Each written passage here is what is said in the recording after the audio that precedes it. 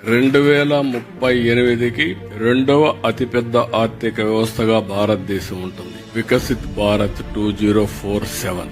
ఆ సమయంలో భారతదేశం ప్రపంచంలో నెంబర్ 1 గా ఉండాలనేది మనందరి ఆకాంక్ష.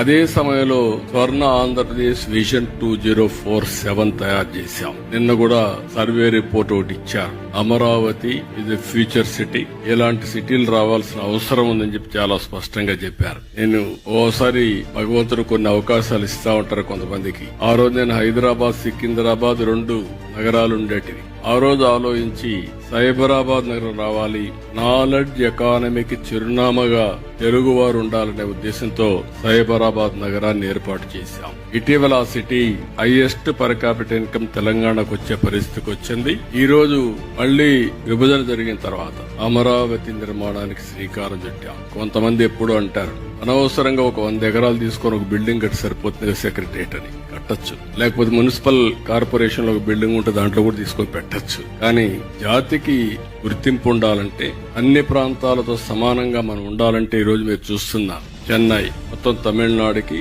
ఒక చెన్నై నగరం ఉంది, కర్ణాటకకు ఒక బెంగళూరు నగరం ఉంది, హైదరాబాద్ కు ఆ రోజు నిర్మాణం చేసిన సైబరాబాద్ తో కలిపి హైదరాబాద్ ఉంది.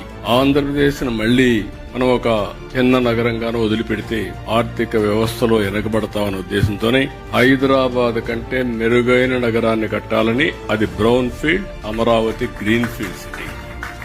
ఈ రోజు ప్రపంచంలో ఈ 30 ఏళ్లలో చాలా డెవలప్మెంట్ జరిగాయి, టెక్నాలజీలో మార్పు వచ్చాయి. ఆ రోజు ఐటీ గురించి మాట్లాడాను, ఇప్పుడు ఏఐ వచ్చింది. అమెరికాలో సిలికాన్ వ్యాలీ ఉంది. ఇండియాలో ఏముంది అని అడిగే వాళ్ళకి సమాధానం, ఇండియాలో క్వాంటమ్ వ్యాలీ ఉంది, అది కూడా అమరావతిలో ఉంది.